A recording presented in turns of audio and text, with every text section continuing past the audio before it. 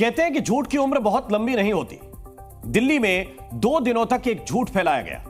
यह झूठ ईदगाह मस्जिद को लेकर था। दरअसल उत्तरी दिल्ली के सदर बाजार में कुछ लोगों ने रानी लक्ष्मीबाई की मूर्ति लगाने का विरोध करने के लिए अफवाह का सहारा लिया। पहले दिन प्रशासन ने धर्म विशेष के दबाव में आकर मूर्ति लगाने का काम रुकवा दिया, लेकिन अगले ही दिन प्रशासन ने अफवाह फैलाने और विरोध करने वालों तक यह संदेश पहुंचा दिया कि चाहे जितना विरोध कर लो, मूर्ति वहीं लगाएंगे।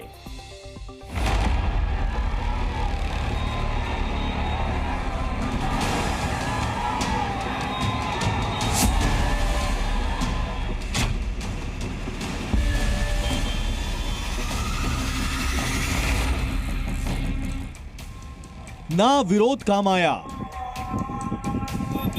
ना धमकी रंग लाई, कट्टरता से भी नहीं रुकेंगी लक्ष्मीबाई। कुछ लोगों ने बहुत कोशिश की कि किसी तरह से दिल्ली में सरकारी जमीन पर रानी लक्ष्मीबाई की मूर्ति ना लगने पाए।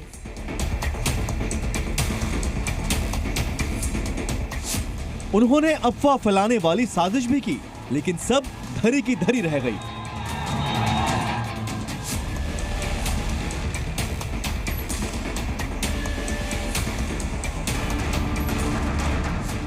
उत्तरी दिल्ली के ईदगाह मैदान के पास रानी लक्ष्मीबाई की मूर्ति लगाने का काम 24 घंटे बाद फिर शुरू कर दिया गया।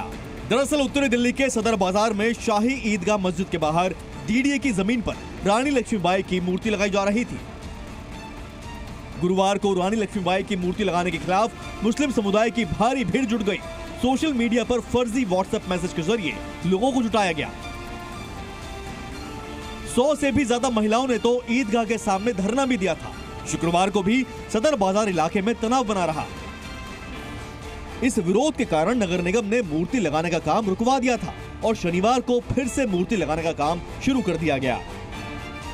दिल्ली के सदर बाजार इलाके में शाही ईदगाह के पास रानी लक्ष्मीबाई की प्रतिमा लगाने का काम एक बार फिर एमसीडी ने शुरू कर दिया है। अगर आप मेरे पीछे देखें तो भारी सुरक्षा व्यवस्था आज यहाँ पर तैनात की गई है, जबकि डीडीए का जो पार्क है उसमें एमसीडी ने एक बार फिर निर्माण कार्य शुरू कर दिया। निर्माण के दौरान पूरे इलाके को किले में तब्दील कर दिया गया था। दिल्ली पुलिस और रैपिड एक्शन फोर्स की टीम वहां तैनात थी। किसी तरह के विरोध को रोकने के लिए बैरिकेडिंग भी की गई थी। कड़े सुरक्षा बंदोबस्त को देखते हुए कोई फिर से प्रदर्शन की हिम्मत नहीं जुटा सका। दरअसल दिल्ली के देशबंधु गुप्ता रोड पर सड़क निर्माण के कारण रानी लक्ष्मीबाई की मूर्ति को शिफ्ट किया जाना है।